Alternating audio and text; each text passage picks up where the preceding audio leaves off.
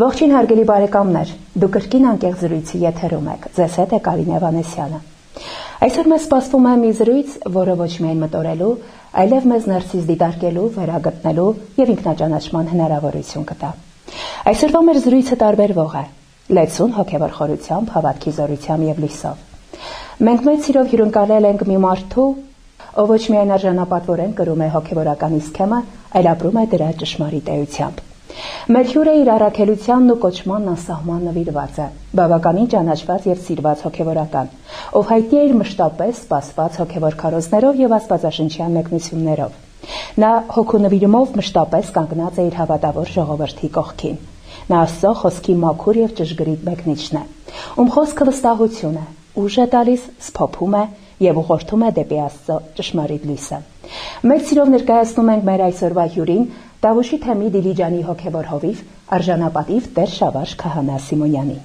Օրհնեցեք Տեր հայր։ Աստված օրհնի։ Բարի գալուստ մեր անկեղծ զրույց։ Շնորհակալություն։ Շնորհակալություն ենք հայտնում ձեզ մեր հրավերն ընդունելու համար, չնայած դեր բազմազբաղության այնուամենայնիվ երկար ճանապարհ կտրեցիք անցաք եւ հյուրընկալվեցիք մեզ։ Սիրով։ Այսօրվա մեր զրույցի առանցքում մեծ պահքն է, հիշեցնենք, որ այս տարի մեծ պահքը մեկնարկել է մարտի 3-ին, Սուրբ Հարության տոնը, Սուրբ Զատիկը կնշվի ապրիլի 20-ին։ Եվ այսպես մեծ պահքը պարզապես սննդային սահմանափակումների շրջան է, թե հոգևոր վերափոխման հնարավորություն կամ ինչ-որ նոր բան գտնելու ճանապարհ։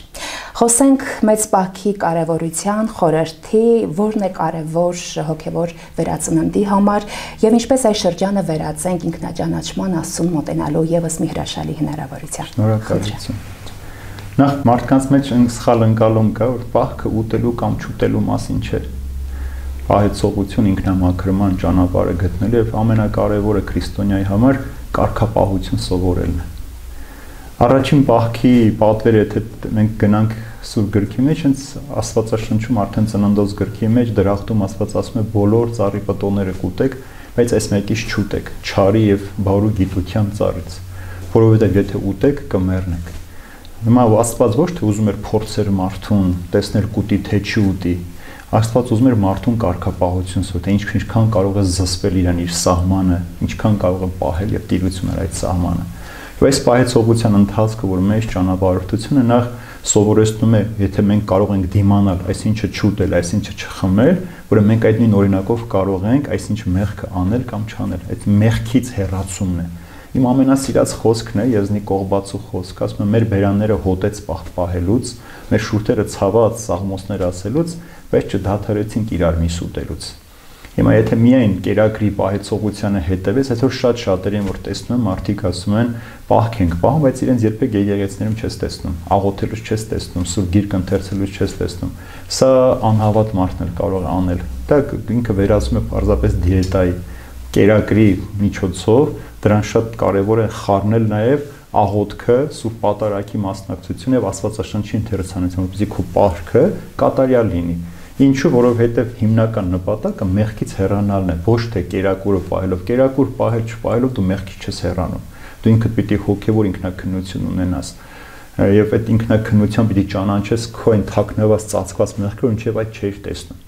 Ոնց է մարդը, որ հիվանդանում է, ինքը անդրադառնում է, չէ՞, որտեղից սկսվեց, որտեղ մրսեց, որտեղ այդ գլխարկը դներ չեր դրել, դրա պատճառով է հիվանդացել։ Պահքի միջոցով որ քո ցանկությունները, քո կրքերը տկարանում են ուտելիքի, դու արդեն սկսում ես հասկանալ քո խնդիրները, թե ինչ ունես։ Եվ այս ինքնաճանաչության շրջանի համար է դրված, որպեսզի մենք մաքրված, սրբված մոտենանք Քրիստոսին։ Այլ որ Աստված մարդուն դրախտից հանեց, մարդուն պատժելու կամ մարդուն իրենց հեռացնելու նպատակը չէր, ցույց տալու համար, որ մինչև չգնահատես քո ունեցածը, դու ինչ ուներ, ինչ կորցրեցիր, դու չես կարող այստեղ մտնել եւ դրախտի ճանապարհին սուրը ձեռքին հրեշտակը կանգնեցրեց, որ թույլ չտա, եթե մարդը չի ապաշխարել, չմտնի երկնքի արքայություն։ Երբ որ եկեղեցում էլ խորանների վարակույրները փակվում են, այդ դրախտի փակ դուրն է խորհրդանշում եւ դու մինչև չպատրաստես այդ 40-րդ օրը, մինչև չլրացնես մաքրությամբ, ապաշխարությամբ, չես կարող մտնել այնտեղ։ Եվ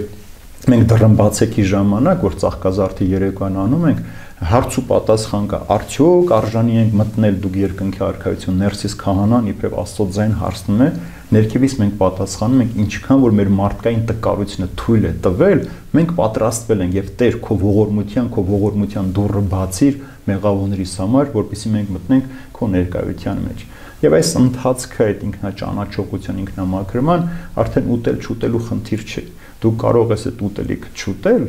բայց հրաժարվել մեղքերից, սխալներից, այն մարդկանց հանդեպ, որ թշնամություն ես, ատելություն ես, ներողամտությունը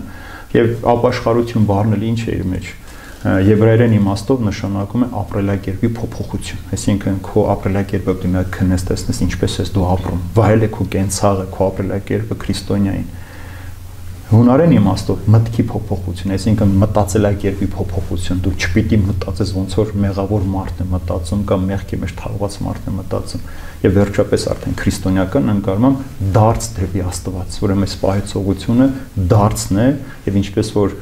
Պետրոս Արաքյալն է ասում, եթե ես սուրբ եմ, Հայր Աստված ասում է, ուրեմն իմ սրբությունը, ուրեմն սուրբ եղեք, ինչպես որ ձեր հայրն է սուրբ, այսինքն Աստված պահանջում է այդ պատիվը, եթե ես ձեր հայրն եմ, ուրեմն իմ պատիվը ինձ վերադարձրեք եւ հասեք դրան։ Եվ այդ ճանապարհորդությունը մեծ պահքի դրա մասին է։ Ուտելիքից ավելի մյուս կողմ հոգեվոր խնդիրները լուծելու համար։ Տեր Հայր, արդյոք պահեցողության խախտումը համարվում է մեղք, երբ մարդը չի կարողանում հետևել պահքի կանոններին լիարժեքորեն։ Ինչպես վարվել այդ պարագայում։ Մարդիկ, ովքեր առողջական խնդիրներ ունեն, եկեղեցին էլ թույլ չի տալիս այդ մարդկանց խստությամբ պահել պահեցողությունը, թե մարդիկ կան, շաքար ունեն, քաղցկեղ ունեն, տարատեսակ հիվանդություն, իրենց սնունդ է պետք։ Ուրեմն չի կարելի այդ մարդկանց դնել այնտեղ։ Ուրեմն նորից եմ ասում, սննդայինը չի կարևորը։ Բայց երբ որ դու պիտի պահք պահես, եթե մուտք ես գործել պահքի մեջ, մինչև վերջ պիտի պահես։ Օրինակ ինձ ամեն օր գրում են, կարող ենք առաջին շաբաթը, վերջին շաբաթը պահել։ Ասում դուք որոշեք, ուզում եք պահել, թե չեք ուզում պահել։ Եթե դու խոսք ես տալիս Աստծուն, ուզում ես քայլել, եթե առողջ ես, ինչ որ կարիք ունես, մինչև վերջ պիտի պահես, գնաս հասնես այդ ավարտը իրականացնես։ Եթե պարզապես պիտի ասես տկար եմ, չեմ դիմանում, արդեն թուլություն է քո հավատքի մեջ։ Ուրեմն հավատք այդ կարգապահություն է, ինչպես որ զինվորի համար չի կարելի տկարությունը թուլություն, դա ինքը անպայման թշնամուս կպարտվի, այնպես էլ հոգևոր սխրանք պիտի գործես այդ պահքը։ Այո, շատ դժվար է։ Հյուր ես գնում, հյուր են գալիս, ստիպված ես լինում, Տերն էլ ասում է հանկարծ իցույց մարդկանց չանես այդ ամեն ինչը, բայց երբ որ դու գիտես, որ դու պահքի մեջ ես, նաև սահմանափակում ես քո այցելությունները, ամենտեղ խրախճանքի վայրեր գնալ, որ այդ գայթակղության պատճառ չդառնաս։ Բայց եթե մարդը չի կարող, ասում այս տարի արի մեկ շաբաթ պահենք, առաջին շաբաթը պահիր, հետո ավագ շաբաթը խիստ պահիր, եթե չես դիմանալու, ուրեմն ավագ շաբաթը պահի, բայց նորից ուտելիք եթե պիտի պահես, բայց սուտ խոսելը, չարությունը, ատելությունը, բամբասանքը, անեծքը, նզովքը, արծաթասիրությունը քո մեջ պիտի շարունակի մնալ, այդ արժեքություն, անարդյունք որևէ բան են։ Դա նույնն է ոնց որ դեղորայք ընդունես, եւ այդ դեղորայքը քեզ ոչ մի օգուտ չի տա, որտեղ դու գիտես այդ դեղը քո այդ հիվանդության համար չի։ Ինչ բարոյական դասեր են քաղում պահեցողության ընթացքից։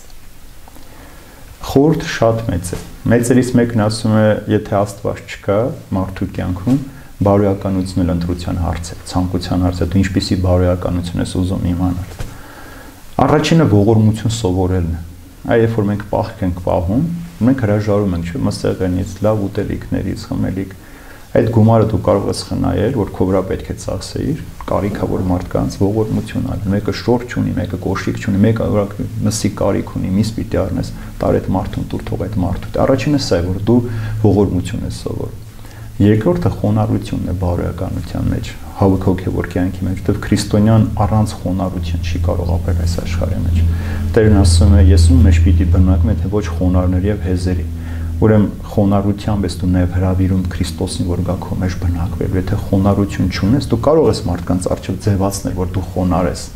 բայց իրական դու ներսից անբարտանվալ լինես։ Ունենք Եփրեմ Ասորի նշանավոր եկեղեցական հայր ասում է, ես արտաքինից պահեցող եմ, բայց ներքից ագահ եմ։ Ես աղքատասեր եմ, բայց ես իրականում ատում եմ աղքատն, այսինքն շատ մարդիկ կան այսպես մեր կյանքում, որ իցույց մարդկանց այդպես ապրում են, բայց կամ ուրիշի խավարը լույս իրենց ուրիշի լույսը խավար են ներկայացնում, իրենց մեջի խավարը լույս են ներկայացնում։ Սա է խնդիրը բարոյականության, որ դու նաև դիմացին մարդուն ճիշտ գնահատես, սիրես։ Եվ ամբողջ քրիստոնեական մեր կյանքը հիմնված է ճշմարիտ սիրո վրա։ Առանց այդ հոգևոր սիրով դու չես կարող հասկանալ, թե Տերը ինչ զոհաբերություններ քեզ համար։ Աստված իր ամբողջ փառքը երկնքում թողել է, ցած է իջել, մերպես մարդացել է,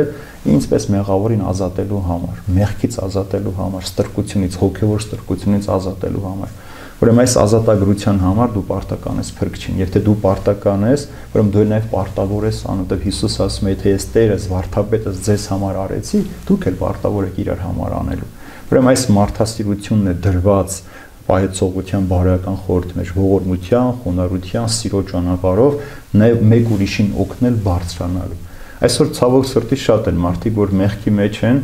ու չեն հասկանում, որ իրենց գործածը մեղք է, եւ այդ մեղքը իրենց հոգու կորստյան պատճառ է դառնում։ Դու նաև այդ մարդուն պիտի օգնես, որ մեղքից դուրս գա, հասկանա, քո նաև քո ժամանակը պիտի քեզ համար խնայես մեկ ուրիշին տալու համար, այսինքն այն ժամանակ, որ դու պիտի քննեիր, հանգստանալ քո ընտանիքի հետ, պիտի օգտագործես մեկ ուրիշին փրկելու համար։ Սա ավելին անելն է, եւ քրիստոնյա մեջ այդ ավելին անելն է, որ մեծ առաքինություն, որ քեզանից պահանջվածը դու ավելին ես գործում։ Եվ այս ճանապարհով դու կարող ես շատ-շատերին օգտակար լինել։ Ինչպիսի հոգևոր պայքար է ընթանում մարդու ներսում պահեցողության ընթացքում եւ ինչպես կարող են այդ փորձությունները հաղթահարել։ Պայքարը եւ փորձությունները եւ տեսանելի եւ անտեսանելի է։ Շատ հաճախ են մարդիկ ասում, երբ որ մենք սկսեցինք հոգևոր կյանքով ապրել, մեր փորձությունները շատացան։ Բնականաբար այդպես պիտի լինի, եւ Հիսուս չէր խոստաց, եթե դուք ինձ հավատաք, անհոգ կյանք, երջանիկ կյանք եք ուներ, հակառակ ասել, եթե դուք ինձ հավատաք, ձեր խնդիրները շատանում, որովհետեւ սատանան այդտեղ պիտի սկսի իր պայքարը։ Նախ տեսանելի, մեր հարազատները, բարեկամները պիտի սկսեն։ Դասեք, երբ որ այսօր մի երիտասարդ սուրբ գիրք կարդում կամ պահք է պահում, առաջինը տանեցնել, տղա ջան, որ դարն է, ով ինչ գործ ունես, երիտասարդ ես, գնա հացդ կեր, գիրք կարդա, դրա ժամանակը չկա, այսին առաջին պայքարը խոչընդոտը քո տանն է սկսվում։ Քո բարեկամներն են սկսում այդ պայքարը, որովհետև դու արդեն սկսում ես իրենցից տարբերվել, քո կենցաղ իրենց կենցաղից տարբերվում է, քո մտածելակերպը, քո հոգևոր պատկերացումը արդեն կյանքի բան փոխվում է, եւ որ մարդը նաեւ այդպեսին է չի սիրում, երբ որ իր շրջապատում մեկը տարբերում, որովհետև ազնիվ, մաքուր, առաքինի մարդը մեղավոր մարդու համար հայելի է դառնում, իսկ այդ հայելին ոչ մեկ չի ուզում տեսնել, որովհետև մարդը սեփական մեղքերը միշտ իրեն դատում է։ Երկրորդ անտեսանելի պայքարն է, որովհետև դու գիտես պահք ես պահում,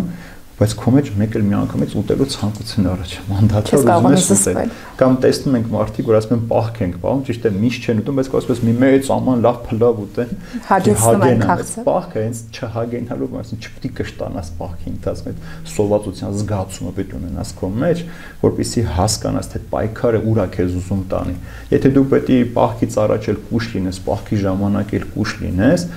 դու չես զգա այդ պայքարը ինչ է կատարվում քո հետ Երկրորդը պահքի ընթացքում մարդու մեջ շատ սկսում է ցանկությունները, նաև սեռական կրքերը, ցանկությունները, անդադար մարդը ցանկություններ ունում եւ մեղք անդադար քեզ գրավում է, որովհետեւ երբ որ մի փոքր դու ուզում ես հանգստանաս, մեղքը գլուխը բարձրացնում, եւ սկսում է քեզ փնտրել ամենտեղ։ Հայրերից մեկն ասում է, որ մարդը իր օրգանիզմին պահանջված ուտելիքից ավելին ուտում է, այդ ավել ուտելիքի ուժը, էներգիան գնում է մարդու սեռական օրգանիզմը, մարդուն սկսում է գրգռվածություն առաջանալ եւ անհագուրտ ինք ուզում է ցանկություն է կրքեր, մեղք գործելու համար։ Սա է քեզ դրդում, դու ուզում ես հետ մնալ, բայց ներքին մղում կա մեղք գործելու։ Ուրեմն այս անտեսանելի պայքարը ամենավտանգավորը, դու չես ուզում, բայց մեջդ պայքարը գալիս է եւ դա երբեմն բերում է մարդուն հոգևոր անդամալուծության, որ դու գիտես, որ սա չի կարելի, բայց գործում ես, որովհետև չես կարող քեզ կառավարել։ Ուրեմն այս պահքի ընթացքն այդ որ ասում եմ կարգապահություն, այդ խստությամբ հսկելն է, որ անկարծ որևէ սահմանը չխախտվի։ Ոնց է, եթե զինվորը առաջնագծում կանգնած է, մի պահ քնեց, թշնամին այդ մեկ ակնթարթն է օգտագործում, կամ երբ է հարձակումներ լինում, լուսաբացին, երբ որ մարդը արդեն լուսաբացի 5-ից մինչև 7 մարդու ամենալավ քնի ժամն է, չէ՞, այդ պահին է, որ զինվորը կանգնած ասում է ննջել, հոգևոր կյանքի մեջ էլ ննջեցիր, միանգամից հարձակումը գալիս է քեզ վրա։ Դրա հետ մեկտեղ կարող է շատ մարդիկ հանդիպեն այս ընթացքում, ում հետ կարաս վեճեր ունենաս։ Քեզ բարկացնեն, քեզ հունից անեն, հրահրեն կամ ինչ որ մի սխալ բան ասեն, դու բորբոքվես, քանի որ մարդը քիչ է ուտում, ինքնև դյուրագրգիռ է, չէ՞ դառնում։ Դա դու պիտի կարողանաս դա հսկել, որ ինչ որ անեն, դու հասկանաս սրա մեջ դու պիտի քեզ պահես, եթե դու պիտի պահք ասես ուտելիքը պահում եմ ու հանկարծ բորբոքվես, կռվես, վիճես, քո ամբողջ պահքը զրոյացավ։ Այս պայքարն է, որ պիտի մարդը կարողանա տեսնի ու հասկանա։ Նաև այդ ամբողջ անտեսանելի պատերազմի մեջ սատանան ամենաչար, ամենաշատ օգտագործում մարդու միտքը։ Սա ամենանհսկելին է։ Մարդու միտքը դու չես կարող հսկել։ Մենք օրվա մեջ ամեն մարդ 6000 միտք ունի։ 6000, պատկերացա 6000-ից քանիսը կարող է դրական լինել, քանիսը բացասական, ամբողջը դրա մեջ օգտագործել, չար մտածումները, հանցանքը գործելու ծրագիրը, մեղքը ոնց է, ասենք ոնց են ֆիլմը նկարում, չէ՞, նախ սցենար են գրում, հետո դերասանները, հետո վայրը ու գնում նկարում են։ Մեղքը նախ գրում ես քո մտքի մեջ, հետո պատկերացնում ես սյուժե ես տալիս իրեն, պատկերացնում ես դու ոնց պիտի գողանաս, ոնց պիտի մտնես, հենց հարմար պահը գալիս է դու այդ ամենը վերածում ես գործողության։ Այսինքն մարդը մի անգամ is չարությամբ չի ծնվում, մեղքը մի անգամ կամանց էփվում է, հարմար առիթին դու գտնում ես այդ ամենը։ Հուդան, օրինակի համար բերենք Հուդային, ինքը պակաս չէր սիրում Հիսուսին քան մյուս առաքյալները։ Գուցե ամենաշատն էր սիրում, չեմ կարող ասել, բայց Հուդայի մեղքը ինչն էր, արծաթասիրություն եւ գող էր։ Սա օգտագործեց Եվ ինչքան որ ինքը անում էր Հիսուսի հանդեպ չարություն, որ գնաց, պայմանավորվեց, ինքը երբ որ եկավ Հիսուս իր նորից ջերմությամբ դիմավորեց, շարունակեց սիրել, այդ ամբողջ ատելության վերածեց։ Դու ոնց կարող եմ ես քեզ այդքան ատել, չարություն, դու ինձ շարունակում ես սիրել։ Սա անհասկանալի է մեր մարդկային մտածողության համար, չէ՞։ Իմ ամենասիրած կերպարներից մեկը թշվառների մեջ Ժան Վալժանի կերպարը եւ Ժավերի կերպարը, չէ՞, ոստիկան, որ մի ամբողջ կյանք հետապնդում էր այս մարդուն, երբ որ հնարավորություն կար, ասում ես, մեզ քեզ արձակում, գնա ներել եմ քեզ, ասում ոնց կարող ես ինձ ներել, քեզ ամբողջ կյանք հալածել եմ, ասում եմ ներում եմ, գնա։ Անհասկանալի է մարդու համար, որ դու մեկին ամբողջ կյանքում ցավ ես պատճառել, ինքը քեզ շարունակում է սիրել ու ներել։ Սա է հոգեվոր սխրանքը, որ դու թույլ չտաս արտաքին այդ ներգործություն ազդեցությունը խանգարի քո հոգեվոր ներդաշնակությունը։ Տեր Հայր, խոսեք նաև պարտադրված եւ գիտակցված պահեցողության միջև տարբերության մասին, ինչպես հասնել պահքի ճիշտ ընկալմանը։ Տեսեք, մեր եկեղեցին եւ ընդհանրապես քրիստոնեական եկեղեցի մեջ կան պահեցողության օրեր։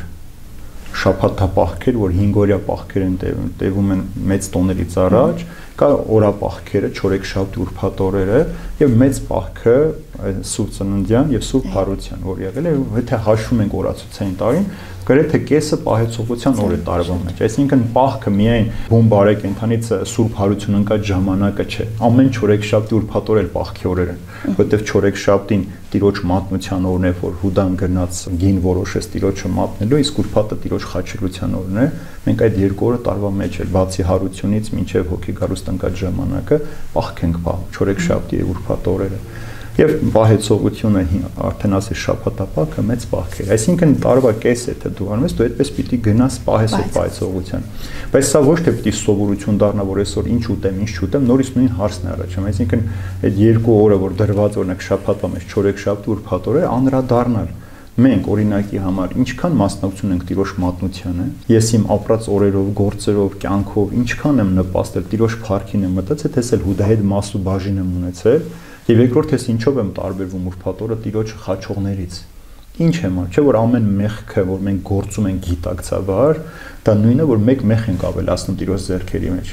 Նույն հանցանքն ես դու գործում, դու նորից Տիրոջը խաչն ես բարձրացնում։ Ուրեմն սա մտածելու առիթ որ շաբաթվա մեջ նաև երկու օր ունենաս, նորից անդրադառնալ։ Ոչ թե այս 48 օրերն է միայն որ անդրադառնաս մեղքը, դա ամբողջ տարին այդ ընթացքի մեջ ենք մենք, որ դու ճիշտ ապրես։ Օրինակ հունվարի 1-ից մարդը որոշում է, այլևս այս տարի այս մեղքերը չեմ գործել, նոր մարդ եմ դառնալու։ Հիմա տարվա վերջ դու քեզ հաշիվ ես տալիս, հետ ես դարձել այդ մեղքերից, թե այդ մեղքերը նորից շատացել են քո մեջ կամ ուրիշ մեղքեր են ավելացել։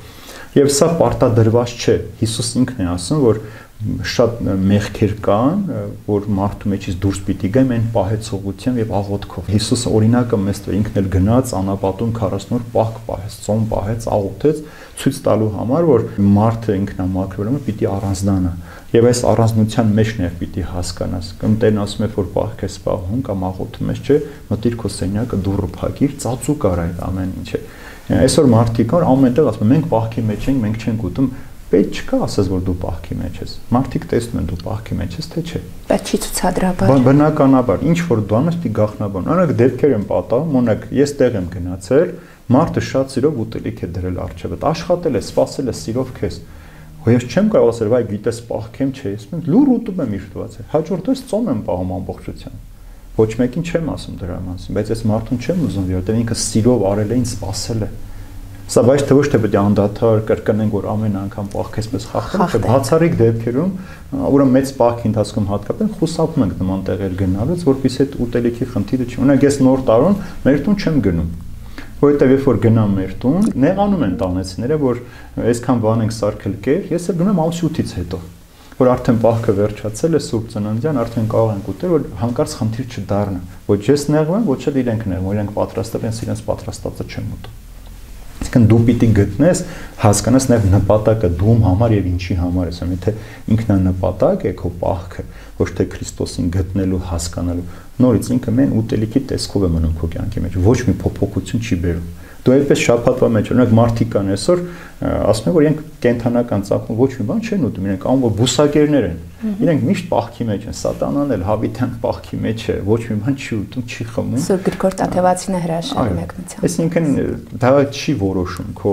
ճշմարիտ ճանապարհը դուր ես, այսինքն նպատակակետը ինչի համար ես պահում։ Ուխտես արել Տիրոջ հետ պահք պահելու աղոթելու միջոցով այդ մեղքը հանես, ուրեմն պարտավոր ես մինչև վերջ անել։ Ուխտես արել որ այս ճանապարհը փոխես ինքդ քեզ։ Այդ ճանապարհի նպատակի համար ես դառնում, որովհետև ինչ որ մենք անում ենք, Տիրոջ համար ենք անում, իր փառքի համար ենք, նրանով ենք անում այդ ամենը, ոչ թե մենք մեզանով։ Եթե Տերը չօգնի մեզ այս ճանապարհի մեզ հետ չլինի, մենք շատ շուտ կսայթակենք, շատ շուտ։ Շուտ կընթացվի այդ ճանապարհը։ Միանշանակ։ Տեր Հայր մեծ պահքի ընթացքում եկեղեցին ընդգծում է աղոթքի խոնարհության եւ բարեգործության կարեւորությունը։ Ինչպես կարող է հավատացյալը այս 3 սյուները դարձնել իր առօրյայի մի մաս, դրանք չընկալելով որպես պարտավորություն։ Աղոթքը չի կարող պարտավորված լինել, սկսենք աղոթքից։ Դա ոչ թե միայն մեծ պահքի ընթացքում պիտի աղոթես, մենք ամենօրյա կյանքն է այդպես սկսում աղոթքով։ Լույսը բացվեց, պիտի շնորհակալություն հայտնես Տիրոջը, որ նորից լույսը տեսա, որովհետեւ երբ որ այսօր մարդիկ ասում են, բա ինչու հրաշքներ չեն կատարում, ես միշտ ասում եմ, ամենամեծ հրաշքը, որ դու ամեն առավոտյան արթնանում ես։ Սրանից ավելի մեծ հրաշք մի փնտրեք։ Նորից հնարավորություն ունես կյանքդ շտկելու, փոխելու, մեկին սիրելու կամ ավելի լավը դառնալու։ Երկրորդը, երբ որ պարկում ես քնելու, նորից պիտի ասես, փառք Տեր Աստված քեզ, որ այսօրն էլ խաղաղ անցկացրեցինք։ Այսինքն աղոթքը ինչ որ ժամանակի համար չի։ Աղոթքը զրույց է Տիրոջ հետ։ Դու քո ամենասիրելի մարդու հետ չես ձգտում խոսել։ Ոնց են սիրահարվածները, չէ՞, թե իրար չեն էլ տեսնում, նամակ են գրում, հաղորդագրություն են գրում, զանգում են, նկար են ու այսինքն ամեն ինչ անում որ ցույց տան իրենց ներկայությունը, որ իրենք իրենց կյանքի մեջ ներկա են։ Աղոթքի միջոցով դու ես ներկա Տիրոջ կյանքի մեջ։ Երբ որ Սուրբ Գիրք ես ընթերցում, Տերն է քո ներկա քո կյանքի մեջ։ Ինքնա փոխադարձ հարաբերություն, որ դու պիտի պահես, ոչ թե միայն մեկ ժամանակի համար պահես։ Այս օրինակը չմոռանամ հիշեմ, այսօր մարդիկ ասում են որոշել ենք 50 օր չխմենք։ Այսինքն խմելը, ծխելը դա 50 օրվա համար չէ, դա ամբողջ տարին պետք է հասկանաս, որ դա մեղք է, մեղքի ճանապարհով պետք չի գնալ, ոչ թե աստուն դու լավություն, տես քո համար, քո խաթեր համար ես 48 օր ինձ զրկել եմ, չեմ խմել, չեմ ծխել։ Դա քեզ համար ես անում, Տիրոջ համար չես անում։ Դու ինչ որ անում ես, դա քեզ է օգուտ բերում։ Դու Տիրոջ համար ես անում, բայց շահում ես դու։ Դու Տիրոջ փառքի համար ես աշխատում, բայց շահում ես դու եւ քո շրջապատի մարդիկ։ Ուրեմն աղոթքը ամենօրյա գործընթաց է, ուրեմն դու տարվա 365 օր պիտի աղոթես։ Դա նույն օրինակը բերեմ մարմնամարզիկ, եթե ինքը 1 օր չմարզվի, ինքը չի կարող լավագույն վիճակը պահել հաղթանակի հասնելու համար։ Քրիստոնը որ ամեն օր չի աղոթում, մի օր աղոթում է 10 օր չի աղոթում, մի օր գնում է մոնվարելու 20 օր եկեղեցի չի մտնում, ինքը չի այդպես էլ չի հասկանում իր նպատակը Աստծուն տեսնելու, զգալու որն է իր նպատակը։ Երկրորդը բարեգործությունը, սա էլ ամենօրյա գործընթաց է, ոչ թե որոշակի օրերի համար։ Հայրերը մեզ ինչ են սովորեցնում, որ ինչ որ դու ստանում ես, միշտ աղքատի բաժինը հանիր, որ Տերը քո սեղանին քեզ հետ ճաշի նստի։ Այսինքն դու այդ ձևով Տիրոջը քո տուն ես հրավիրում, ինչպես որ Աբրահամը, հայր Աբրահամը առանց ճանաչելու մարդկանց բերեց իր տուն հյուրասիրելու, պարզվեց որ Աստված էր իրեն այցելել։ Եվ հյուրասեր լինել, այս հյուրին սիրը, չէ, հյուրասեր վառ, այսինքն կարևոր սկզբունք է դրված մարդուն, որ դու սիրես այն մարդուն, որ ուզում ես օգնես, եւ նրա մեջ ինչ որ դու դնում ես, տալիս ես այդ մարդուն, դու իրականում Քրիստոսին ես տալիս։ Հիսուս ասում է, երբ որ բանտում էի, այցի եկաք, հիվանդ էի, տեսության եկաք, ծառավ էի, ջուր տվեցիք, քաղցած էի, հաց տվեցիք, մերկ էի, շոր տվեցիք, առաքյանները հարցին Տեր, երբ այս ամենը արեցինք, ասում է, իմ եղբայրներից որ մեկին արել եք, իմացեք ինձ համար եք արել։ Եվ Աստված էլ պարտքի տակ մնացող Աստված չէ։ Այն մի կտոր հաց, որ դու տալիս ես աղքատին, կրկնապատիկը, հազարապատիկ Աստված քեզ վերադարձնի։ Եթե դու գիտակցելով հասկանալ, որ այս մարդը կարիք ունի այս ամեն ինչի։ Տեսեք, ամեն օր խոսում են աշխարհում աղքատների մասին, ինչ որ աշխարհում ինչքան աղքատներ կան։ Հիմա մի բան թեքվենք, անդրադառնանք աշխարհում ռեստորաններում, հյուրանոցներում տոնաներով ինչքան ուտելիք է թափվում կամ փչացում։ Այսօր մարդն էլ չէ, նստում ենք գիտի, որ երկու հատ պիցա չի կարող ուտել, պատվիրում է, կեսն ուտում է, մնացը թողնում է սեղանին, գնում է։ Սա էլ է ոչնչացնել։ Սա էլ է Աստծո տված շնորհը սխալ տեղում օգտագործել։ Դու կարող ես մեկ կտոր ուտել, մեկն էլ ուրիշին տալ։ Այսինքն թե այսպես աղքատները ինչի համար են այս կյանքում, որ հարուստները ողորմություն տալ սովորեն, որ հարուստները իրենց ունեցածի մեջ չխեղդվեն, աղքատին օգնեն, բարի գործեն եւ իրենք էլ փրկության արժանան։ Սրա համար այդ բարեգործությունը, բարի գործ անելը դա պարտավորվածություն չէ, սա մեր բնական պետքն է, այսինքն ավելին չես անում։ Հիմա ես երբ որ աղոթում եմ, սա ավելին անել չէ, սա իմ բնական վիճակն է։ Ավելին կլինի, որ մեկ ուրիշ համար ես մեռնեմ։ Իմ կյանքում սիրտը կամ երիկամս հանեմ մեկին տամ, սա կլինի ավելին։ Բայց այն ինչ որ մնացած անում, սա քո ամենօրյա կյանքի ընթացն է, սա լավություն չես անում որևէ մեկի։ Արդյոք պահեցողությունը միայն անհատական հոգևոր ուղի է, թե նաև հանրային արժեք ունի։ Ինչպես որ աղոթքը անհատական եւ ընդհանրական է, այլև նաեւ պահեցողությունը։ Մեկ բան է, որ մեկ հոգի մի խնդրի համար պահպան, աղոթում մեկ որ ամբողջ եկեղեցին ան։ Հանդեսեք, եթե մենք այսօր ազգովի ամբողջ Հայաստանում 3 միլիոն մարդ ենք, այդպես ապրում ենք, 3 միլիոններ պահպահեին։ Մեկը մյուսին սիրեր, ներեր, չբամբասեր, չհայոյեր, ինչ կլիներ։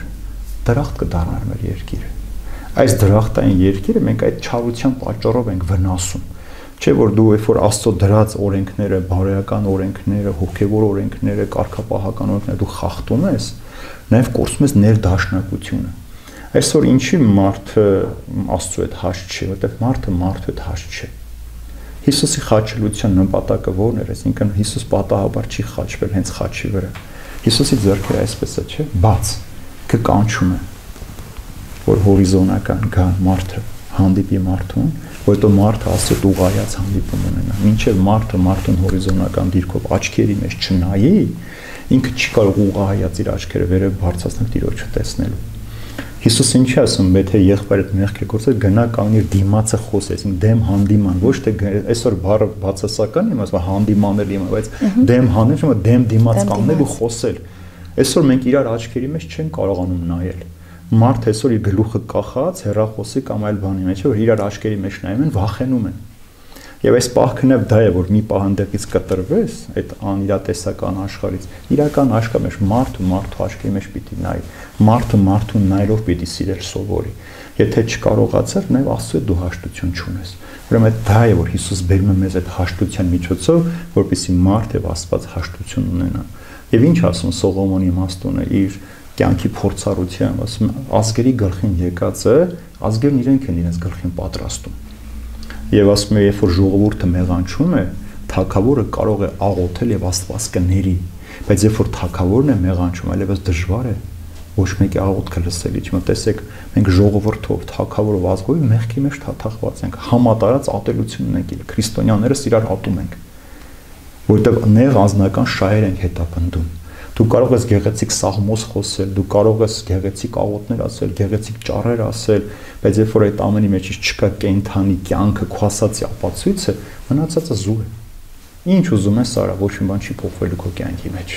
Այս բարակայում ո՞րն է մեր փրկության դոռը։ Մեր փրկությունը մարդը պիտի գիտակցի, որ ինքը ժամանակավոր է այս աշխարհի մեջ։ Դավիթ Մարգարեն ասում է՝ Տեր, ինչքան է կյանքի սորերը, որպեսզի հասկանամ, թե ինչքան եմ կորցրել։ Ոչ թե ինչքան պիտի ապրեմ, մենք ինչ ենք կորցրել, մեր հնարավորությունը չպիտի կորցնենք, որովհետև ամեն բան քո որոշումից է կախված։ Ադամն ու Եվան գիտեին, որ պիտի մեռնեն, չէ՞ որ ուտեն, պիտի մեռնեն, բայց որոշումը իրենցն էր, ընտրել թե չընտրել։ Դու ես որոշում ինչ ընտրել, եւ հստակ է Աստված ասում է՝ տղաս, քո առջև դնում եմ կյանքի եւ օրհնության ճանապարհը եւ մահվան ու անեծքի ճանապարհը, բայց ասում է լավ կլինի, որ դու ընտրես կյանքի օրհնության ճանապարհը։ Հուշում է քեզ, որ լավ կլինի, որ դու սա ընտրես, բայց ընտրությունը քոնն է, քեզ չի ստիպելու, որ դու ընտրես, դու քո որոշումն է։ Երբ որ մեկը օրինակ ամուսնակը գալիս են ասում են դժբախտ եմ, ամուսինս էս կամ կինս եմ, դու որ ընտրում ես ինչը սիրեցրի իր մեջ, ինչն էր ուզում տեսնել, չէ՞ որ դու ընտրել ես այդ ընտրությունը, դու ես կատարել, թե միայն գեղեցկությանն ես որոշում, միայն գեղեցկությամբ կարաս ապրես, հաշվի չես արել բնավորության վատ գծերը, քո ընտրության հետևանքն է, դու պիտի տառապես, դու պիտի չարչարվես։ Ընտրել ես պիտի տառապես։ Ապրես, այդ ընտրությունը քոնն է, դու ես ընտրել։ Դու ուրեմն պիտի հասկանաս ինչ ես ուզում ընտրել։ Օրինակ ես զույգերի միշտ հարցնում եմ, այս մարդուդ ինչ ես ուզում ամուսնանալ։ Եվ ինչը չես ներիրեն, ասում եմ հենց հիմա երեսին ասա, մինչև ամուսնությունը։ Ինչ ամուսնություն։ Այո, մինչև չհանդիպենք, չխոսենք, չեմ ամուսնացնում։ Պիտի խոսի, ասում լսեցիր, Ձեռքը բարձրացնես վրան, չհայոյես, չի ներելու քեզ, չդավաճանես հանկարծ, չի ներելու քեզ։ Այստեղ խնդիր կա, դու ինչ ես ընտրում եւ ինչ ես ուզում անել։ Եվ եթե մենք ազգովի մենք հայ ենք, քրիստոնյա ենք, եւ վերջապես քրիստոնյա ենք ասում մեզ, բայց մենք քրիստոնեական կյանք չունենք այսօր։ Ապացույցը մեր դատարկ եկեղեցիները։ Միայն մոն վառող մարդիկ, դեռ քրիստոնեություն չի մարդը դի գիտակցված հասկանա ինչի համար է ինքը քրիստոնյա։ Եթե ինքը զինվորականը զգեստը հագնում է, բայց ասում եմ կոչումը կռվելը չէ, զոհվելը չէ, ուրեմն ինքը սխալ տեղում է։ Եթե հոգևորական է սքեմը հագնում, ասում եմ հոգնել եմ աղոթելուց, ինքը սխալ տեղում է։ Եվ այսօր կարծես թե գրեթե բոլորն այն սխալ տեղում։ Ինչի՞ է գիտակցության հարց, ընտրության հարց է, դու նորից հարցը գալիս ենք այնտեղ ում համար ես անում։ Ես ում համար եմ դարձել հոգևորական։ Եթե ինձ համար եմ դարձել, սա ինքնավախճան նպատակ։ Ես մի օր կկորցնեմ ամեն ինչ։ Եթե դու Տիրոջն ես ծառայում, պետք է ծառայես։ Կապ չունի մենք որտեղ ենք։ Տերը գովեց ռոմեացի զինվորական, սրապես հավատ չգտա ողջ Իսրայելի մեջ։ Ինքը զինվորական է, բայց զորավոր հավատք ուներ։ Եվ Տերը միշտ հարցնում էր, ինչ որ ուզում ես անեմ քեզ համար, հավատում ես, որ կարող եմ անել։ Դա եթե դու չպատասխան, որ հավատում եմ, Տերը չէր կարող անել։ Ասում էր Տեր բժշկիր, ասում էր հավատում ես, որ կարող եմ քեզ բժշկել։ Տեր օգնին, ասում էր հավատում ես, որ կարող եմ օգնել քեզ։ Այսինքն դու պետք է հավատք ունենաս, գիտակ, այսինքն հավատքը ներ վստահել, այսինքն վստահություն թե չունես, շատ դժվար է։ Ես չեմ պատկերացնում, ասենք զինվորական ինքը խուսափի կռվից, ուրեմն ինքը զինվորական չի։ Եթե հոգևորական, թե ինքը խուսափում է փորձություններից, որ իրենք կամ պատվեն կհայոյեն, ուրեմն ինքը սխալ ճանապարհ է ընտրել։ Դա պետք է անցնել, որտեղ Քրիստոսին են այդպես վարվել, մեզ հետ էլ պիտի վարվեն, առանց վախենալու երկրորդ պիտի գնաս առաջ։ Եվ այդ սխրանքի մասին է նաև հոգևոր սխրանքի մասին է պահեցողությունը, որ այդ սխրանքը գործես,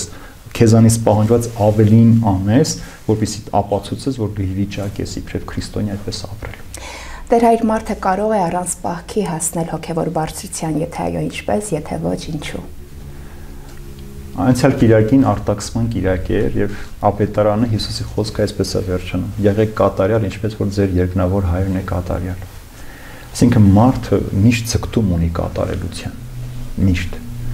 Չէ՞ մենք ամեն բնագավառում ինչ էլ մարդը ինքը ցկտում է լավագույնը լինել, հոգևոր կյանքի մեջ, դա մեր գագաթն է, որ այստեղ է Աստված, դու պետք է բարձրանաս այստեղ, բայց եթե այստեղ էլ մնաս, հասնես այստեղ, էլի կատարելության ճանապարհը բռնում ես։ Մարդը կարող է հասնել սրբության եւ ապացույցը մեր բազում սուրբերը նահատակներ, ովքեր որ հասել են այդ ամեն ինչին։ Պարզապես դու պիտի հասկանաս նորից ինչ ես ուզում այդ կատարելությունը գտնել։ Օրինակ Չինարենում շատ գեղեցիկ մի ասացված կա, ասում է անտառում մնում են այն ծառերը, որ տգեղ են։ Բոլոր գեղեցիկ, սլացիկ, իդեալական ծառերը կտրվում տախտակի են վերածվում, որտեղ միշտ հայտնվում են կացինով մարդիկ։ Երբ որ մարդն էլ ուզում է այս աշխարհի կատարելությամբ գեղեցկանալ, այս աշխարհի պատկերացմամբ, կողքդ միշտ կհայտնեն մարդիկ, որ քեզ կկացնահարեն։ Իսկ հոգևոր կյանքի մեջ դու կարող ես այդ սխրանքը գործել։ Ինչու՞, որովհետև քրիստոնեությունը ինքը ապրված կյանք է, պատահականություն չէ։ Այսինքն Քրիստոսի իբրև մարդ ապրել է այդ կյանքը, փոխանցել է մեզ, որ մենք կարող ենք նույնպես ապրել։ Եթե չկա այդ կատարելության ձգտումը, ուրեմն զուր է մեր նպատակը։ Մենք ուր ենք ցկտում, ես ինչ եմ ուզում մաքուր կյանքով ապրել, ես ինչ եմ ուզում SSS մեղքերը չգործել, նպատակը ո՞րն է Քրիստոսին հասնելու ճանապարհ, այսինքն դա այդ կատարելությունն է, ճանապարհն է, որ դու գնում ես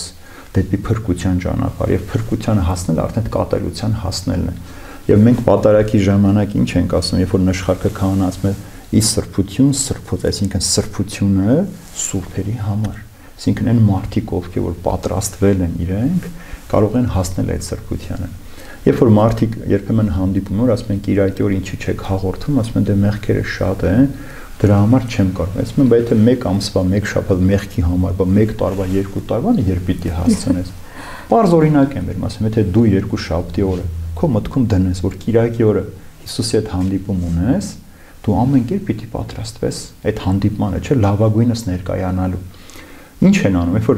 երբ որ դու ամուսնուդ հետ, երբ որ ամուսնացած չեք, պիտի հանդիպեք, ինչ եք անում։ Ամեն մեկը յուրովի պատրաստում է, նույնիսկ ինչպես պիտի խոսես, քեզ ոնց պիտի պայես, ոնց պիտի նստես, ոնց պիտի ուտես, ոնց պիտի, այսինքն հստակություն կա, որ դու գիտես ուր ես գնում։ Այնպես էլ մարդն է, պահեցողության այս ճանապարհը, դա է որ պահքը պահում ես, ուտելիքը, խմելիքը, հագնելիքը, կենցաղը փոխում ես ինչի համար, որ լավագույնս ներկայանաս Քրիստոսին, այսինքն երբ որ Քրիստոս գերեզմանից դուրս գա հարություն առնի, դու էլ մեղքի գերեզմանից դուրս գաս։ Մեղքի գերեզմանի մեջ այդ ճահիճի մեջ չմնաս, հասնես այդ հարության վիճակի։ Սա է մեր ամբողջ նպատակը։ Միայն դու պետք է որոշես, որ հանդիպման ես, բայց հանդիպմանը պատրաստվես։ Այդքան բան։ Եվ կարող ես, դժվար չի, ոչ մի բան, ցանկացած հանդիպում կարող ես այդպես հասնել լավագույնին։ Երբ մեզ պահք ավարտվում է, ինչ է մնում, պահեցողության փորձությունը, թե նոր ինքնություն։ Մեքենայով գնացել եք ճանապարհ, չէ՞։ Այո։ Այսինքն դիմացի ապակին մեծ ապակի է, չէ՞, դու նայում ես, ուր ես գնում։ Երբ ես հասկանում, ոնց ես հասկանում դու ինչ ճանապարհ ես անցել, ոնց ես հասկանում։ Երբ որ փոքրիկ հայելիով հետ ես հետագիծը տեսնում ես։ Այսինքն դու երբ որ նայում ես այդ հայելիով փոքրիկ, տեսնում ես թե դու ինչ ճանապարհ ես հաղթահարել։ Պողոս Արաքյալը միշտ պատգամ ունի, ասում է քննեցեք ինքներդ ձեզ, տեսեք նույն հավատքի մեջ եք, երբ որ հավատացիք եւ հիմա։ Այսինքն դու ամեն օր դիք ես քննես, ոչ միայն մեծ պահքի ընթացքում, այլև ամբողջ կյանքիդ ընդ քննես։ Դու նույն մարդն ես, երբ որ քեզ պաշտոն տվեցին, եւ հիմա որ 1 տարի, 2 տարի անցել է, դու նույն մարդն ես, երբ որ ամուսնացար, ինչեր էր խոստանում եւ հիմա մի քանի տարի հետո ինչպիսին ես, ինչ որ ուզել ես, պատկերացրել ես։ Նույնը պահեցողության մեջ։ Ոչ մի բան չես հիշում, դու մեն հաղթանակն ես հիշում։ Այ կինը, չէ, ինքը ինչ ցավեր է քաշում ծննդաբերելուց, ինչ գոռոց, ինչ ճճոց, բայց երբ որ զավակին գրկում է, ինչ ճճոց, մոռացած, այլևս չկա այն ցավը։ Նույնն էլ հարության խորհուրդն է քեզ տալիս։ Այն ինչ որ դու ինձ զրկանքներ կրեցի, դու գիտես ինչի համար ես կրում։ Երբ որ դու Քրիստոսի հետ ջերմանում ես, Քրիստոս քեզ գրկում է, դու մոռանում ես, որ դու սոված մնացիր, նեղություն ստացար, հալածեցին, անպատվեցին, ծաղրեցին, սրանք չէ, հաշվի չես առնում։ Սրանք արդեն ուրախությամբ ես ընդունում։ Օրինակ մի օր բանտում, երբ որ ծառայում էր, ցմահ բանտարկաներից մեկն ասաց՝ «Տեր, ինչ ես ժամանակդ կորցնում ես կործանված մարդկանց մեջ, ինչ ես գալիս այստեղ, այսքան ժամերով մնում ես»։ Ասացի քեզ շատ եմ սիրում դրա համար, քմծի ծախ տվես, թե ծնողներս ինչ չեն սիրել, դու ոնց կարող ես սիրել, ես քեզ Քրիստոսով եմ սիրում, այդ սիրո համար եմ եկել այստեղ։ Լաց եղավ տղան։ Փոխվեց, հետո մկրտվեց, քրիստոնյա դարձավ, նստում էր բանտում թղթերի վրա Աստծո խոսք էր գրում, ուղարկում էր կողքի խցերը, որպեսզի ովքեր որ չեն ճանաչել Տիրոջ իրենք էլ ճանաչեն։ Մեկ բառ ընդունես, ես քեզ սիրում եմ, առանց որևէ ակնկալիքի։ Դու պատրաստ ես այս մարդուն քո ժամանակը տալու, քո սերը տալու, եւ ինքը դրանից ընդհանրապես փոխվում է։ Մենք չգիտենք, ամեն չար մարդու մեջ կա մի փոքրիկ լույս, որ պետք է վառել այդ լույսը։ Մեկը սիրո պակասից է, մեկը մերժված է եղել։ Տեսեք, բերեցին Պոռնի կնոջը Հիսուսի առջև, ասին օրենքի համաձայն սրան պիտի քարկոծենք։ Հիմա ինչ անենք։ Հիսուս ասաց, ով որ անմեղ է, թող առաջինը քարկցի։ Եվ բոլորը գնացին, ոչ ոք չմնաց։ Տերն ասեց, ես էլ քեզ ներում եմ, գնա, այլևս չմեղանչեց։ Մեկ բառ, սերը ցույց տվեց, որ մարդուն, երբ որ մեղք է գործել, պետք չի նրան կացնահարել, քարկոծել, մարդուն բռնդել հասարակություն դուրս հանել։ Այս մարդուն պետք է օգնես, որ ինքը փոխվի։ Եթե ես այդ մեղքը չեմ գործել, դա չի նույն այդ մեղքի մեջ ցանկություն չեմ ունեցել։ Պարզապես քահանա եմ, ամանչում եմ, չեմ արել։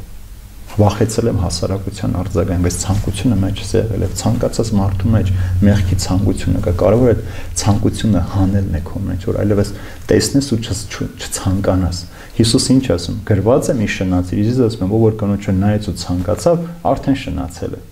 Այսինքն շնությունը միայն ֆիզիկական հարաբերություն է, այլև ցանկությունն է, որ դու մեկ ուրիշին տեսնում ես ու ցանկանում ես, կամ մեքենան տեսնում ես, դու ես ցանկանում, հեռախոսը տեսնում ես, ցանկանում ես։ Մի օր մի դպրոցական աղջիկ ասաց, Տեր, ես դժբախտ եմ, ասեցի, ես iPhone չունեմ։ Ասի ճիշտն ասած, ես երջանիկ եմ, բայց աչք չունեմ, ասած զարմացած, ոնց ձեր աչքը չկա, ասեցի, հա, չկա։ Ես նայեց, ասաց, Տեր, հասկացա։ Այսինքն արժեքները դու իմանաս ինչի համար ես գնահատական տալիս այդ ամեն ինչին, ինչի համար ես ուզում անել։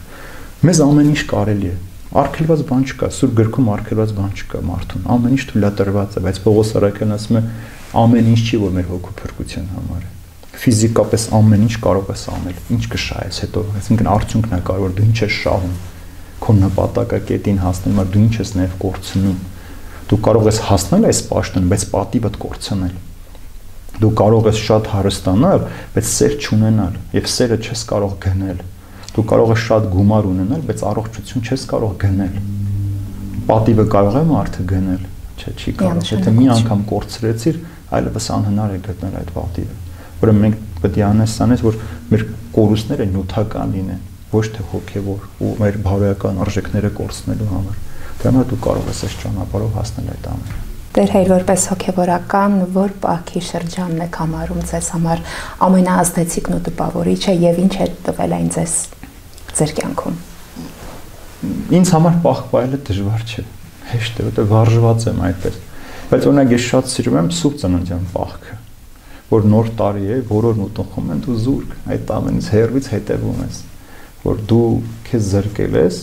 Տեսեք, այս մեծ պահքը կերուխումի օրեր չի, չէ, ինքը մենք գնում ենք չարչարանք նեղություններ հաստատել։ Սահմանափակումների շրջան։ Բայց նաև տոնական օրեր են, եռուզեռ է, բայց մենք այդպես պահքի մեջ ես։ Եվ մեր տներից հիմա վերջին սովետական շրջանում դեռ կար պասուստոլման մնացել էր, հիմա այդ էլ չկա, արդեն մարդիկ այդ պահքի հիշողությունից ոչ մի բան չեն դնում այնտեղ։ Չկա, դա էլ չկա։ Այս դեկտեմբեր 30-ից մինչև հունվար 6-ը պահք է։ Այսինքն ամենակարևոր տոնը Սուրբ Ծնունդն է, Հիսուսի ծնունդն է։ Տարվա օրացույցային օրվա փոփոխությունը չի կարող տոն լինել որևէ մեկի համար։ Եվ չի կարող դա խրախճանքի առիթ լինել։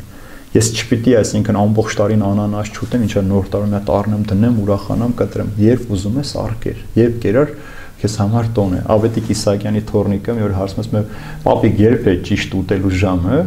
Ասում է հարուստները, որ ունեն, երբ ուզում են թող ուտեն, աղքատն էլ երբ ճարում է, թող այն ժամանակ ուտի։ Այսինքն տոնը դու ես վերածում քեզ համար տոնի, այսինքն պետք չի, որ այդ 5 օրը ուտես խմես, հետո Սուրբ Ծնունդը մոռանաս, այլ որ դու պատրաստվում ես այդ 5 օրվա այդ մարդկային ամբողից, ժխորից հեռու դու պատրաստվում ես, Քրիստոս ծնվում է քո մեջ։ Մենք այսօր հարությունը շատ են գնահատում, այս համար բոլորի համար հարությունն է կարող, բայց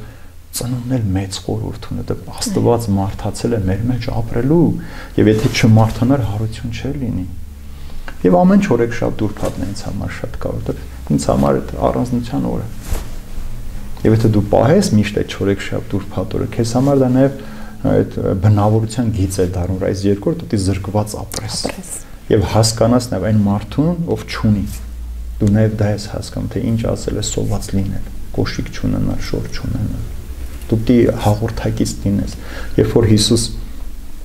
գնում էր, տեսնում էր կաղին, ինքը չէր խոսում, թե մարդը ինչքան գեղեցիկ մկաններ ունի, ոտեր ուժեղ, ոտքեր կամ երբ որ խուլին տեսնում էր, երաշտության հնչյուններից չէր խոսում, կույրին տեսնելուց աչքերի լույսի մասին չէր խոսում, ինքը բացում էր, բժշկում էր այդ մարդկանց։ Այն նույնն էլ երբ որ մենք ճող հագնված մտել լավ թանկանոց խաչ վիզդ գցած գնաս աղքատին մխիթարես, դու խափում ես ինքդ քեզ նրան էլ։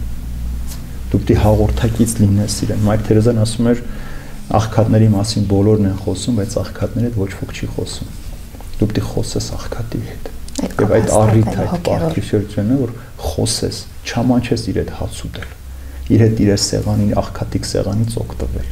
Սա շատ կարևոր է։ Շատ կարևոր սկզբունք է։ Երբեք չամանչել աղքատի շփվելուց։ Որը առավել քան տարածված է մեր օրերում։ Այո, ցավոք սա։ Ցավոք, ավաղ։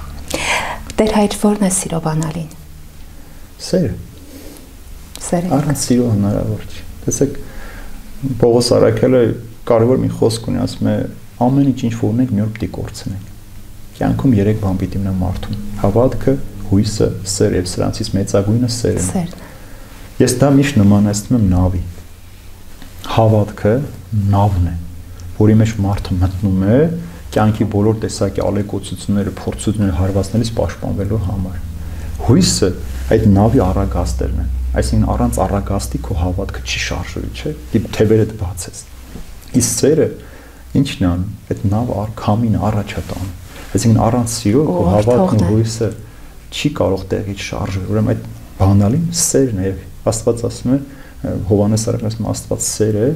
եւ այդ սիրով էլ մենք պիտի շփվենք, Աստված հոգի, մենք էլ հոգով պիտի պաշտենք իրեն, եւ այդ միակ բանը այդ սերն է, որ երբեք չի անհետանում այս աշխարհում։ Որն է մեծագույն պարգևը, որ Աստված շնորհում է մարդուն։ Կյանքը։ Կյանք տված է ինչի համար, մարդը Աստծուն ճանաչելու համար։ Մարտիրոսարյանն ասում է, այս կյանքը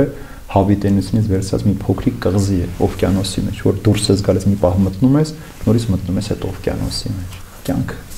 սա ամենամեծ պարգևն է մարդուն տրված, որ պիտի կարողանաս գնահատել։ Ինչու են կարողանում այդքան հեշտորեն դատապարտել, բայց դժվարությամբ ներել։ Դա գալիս է առաջին մարդուց Ադամից։ Երբ Աստված հարցեց Ադամ, միթե պտուղը կերաք, ինչ ասեց Ադամը։ Չասեց այո, ասեց ես չէի։ Դու ես մեղավոր։ Եթե դու Եվային չտայիր, ես չէի ուտի։ Եվա դու ինչու կերար, ասեց ես չեմ։ Օծն էր, որ դու ստեղծել ես։ Այսինքն մարդ ինքը միշտ փորձում է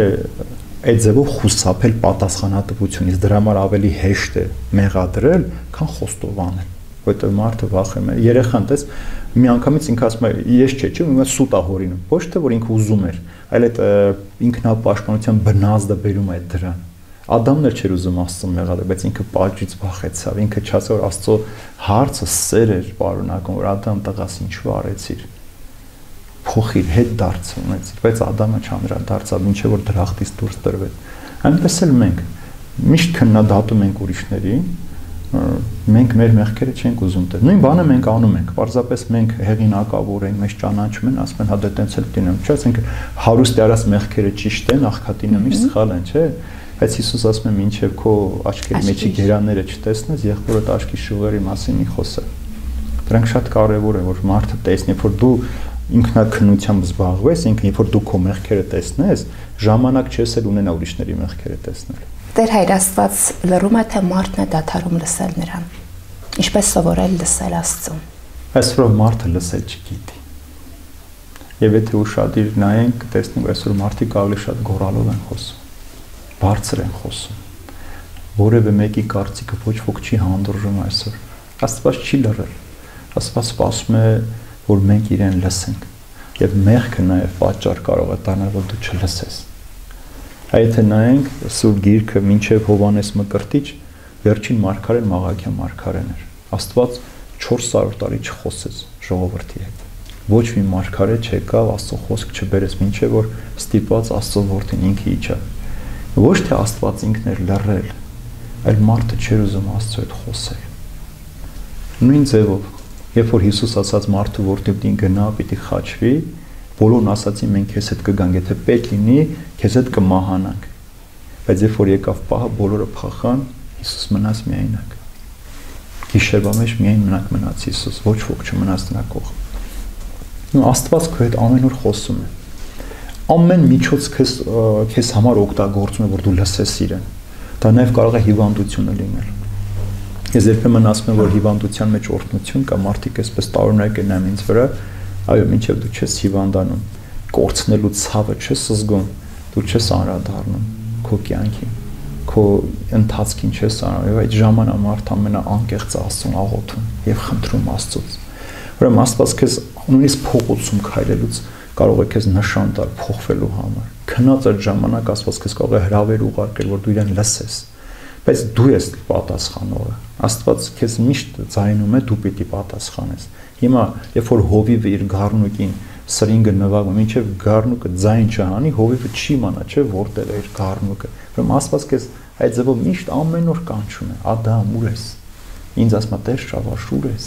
Ինձ միշտ կանչում է, ես իրեն պատասխանեմ։ Եթե ես չպատասխանեմ, ես չեմ կարող իրեն գտնել եւ լսել ինքը ինչ է ինձ ասում։ Ուրեմն Աստված չի կարող լռել, Աստված անդադար շարժման մեջ է։ Աստված ցույց է տալիս իր նպատակը, թե ամեն ինչ ոնց անում մարդու փրկության համար։ Աստված, Հիսուս Քրիստոս, Սուրբ Հոգին, Սուրբ Երրորդությունը ամեն կերպ միասնական աշխատում են մարդուն, որպեսզի մարդը լսի, բայց չեն լսում։ Ինչու, որովհետև մեղքը նաև խլացնում է մեզ։ Հիսուսի կենդանության օրինակ վերենք ժամանակը, քանի հոգեր Հիսուսի հետևից գնում։ Հիսուս հազարավոր մարդկանց է բժշկել, օգնել, բայց Հիսուսի հետ էին 12 առաքյալները, յուղաբեր մի խումբ կանայք եւ մի քանի աշակերտներ, շատ բան չկար։ Հիսուսին հավատացին մարդիկ հարությունից հետո, բայց նույնիսկ իր կենդանության ժամանակ մարդիկ չեն լինում։ Թեև փարիսեցիները խոստովանում են ասելով, որ գիտենք, որ դու անաչառ մարդ ես, մարդկանց մեջ տարբերություն չես դնում։ Նա խոստովանում են Հիսուսի այդ մեծ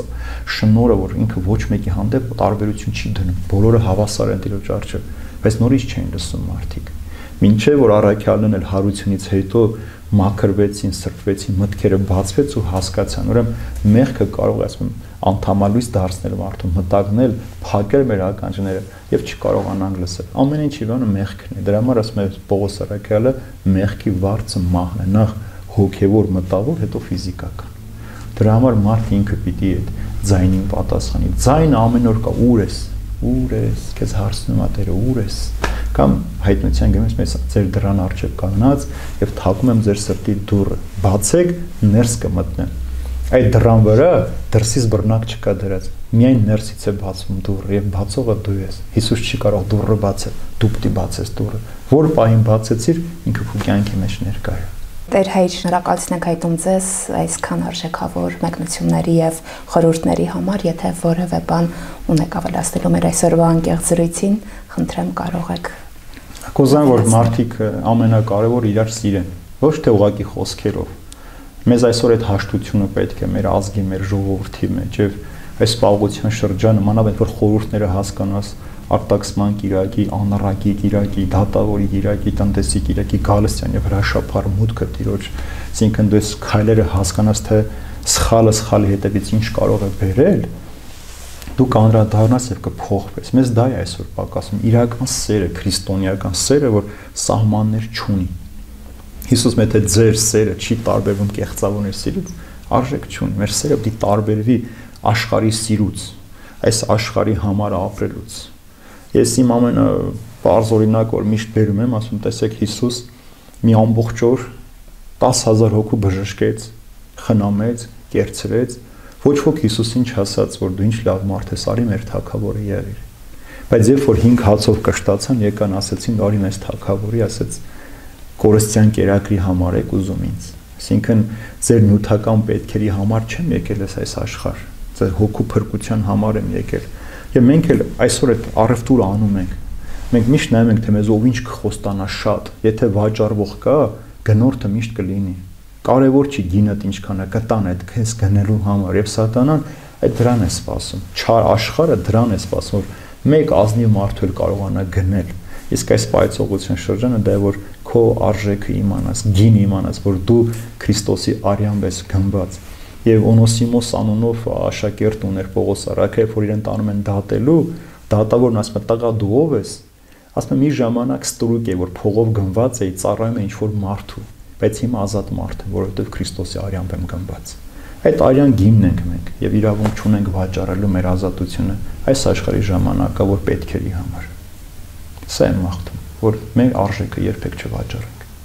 Շնորհակալություն ենք հայտնում այսչափ ջերմ եւ անկեղծ զրույցի համար։ Աստված պահապան, շնորհակալություն ձեզ այս առիթի։ Շնորհակալություն ձեզ։ Մեծ բախը հնարավորություն է, ոչ թե պարտավորություն։ Հրավեր է դեպի լույս։ Շնորհակալություն, որ միացաք մեր անկեղծ եւ հոգեվոր զրույցին։ Կհանդիպենք անկեղծ զրույցի եթերում, անկեղծ եղեք բոլոր դեպքերում։ Մեր գլխավոր գործընկերն է Մեգա կահույքի խանութ սրահը։ Մեգա կահույքի սրահ։ Ձեր երազանքի կահույքը այստեղ եւ հիմա։ Ընտրեք մեր լայն տեսականուց դասականից մինչև ժամանակակից ոչ։ Ստեղծեք ձեր տան աշխատավայրի համար հարմարավետ եւ գրավիչ միջավայր։ Մենք օգնում ենք վերածել ձեր երևակայությունն իրականության, առաջարկելով բացառիկ դիզայնով հյուրասենյակի, նջասենյակի, խոհանոցի, նրբավոճ եւ առանձնահատուկ հավաքածուներ, ինչպես նաեւ կենցաղային տեխնիկա։ Հարմարավետ եւ ամենատարբեր բազմոցներ ընտանեկան ջերմ հավաքների հանդիպումների համար, էսթետիկ սեղաններ ցանկացած առիթների համար, ֆունկցիոնալ պահարաններ խնայելու ձեր տարածքը, տեղում մասնագիտական խորհրդատվություն դիզայնի ընտրության հարցում։ Մեգա կահույքի սրահն իր լավագույն ապրանքատեսականին ներմուծում է Մալազիայից, Բելոռուսիայից, Չինաստանից, ինչպես նաեւ Եվրոպայից։ Գործում է զեղչային ճկուն համակարգ։ Մեգա կահույքի սրահ։ Որակի եւ գնի կատարյալ համադրություն։ Հասցեներ Քաղաք Վանաձոր, Գրիգոր Լուսավորիչ 36, Էվոկաբան կինկից եւ Թումանյան ու Քիդը հանրախանութի հարևանությամբ։ Հեռախոսահամար 093 204 114։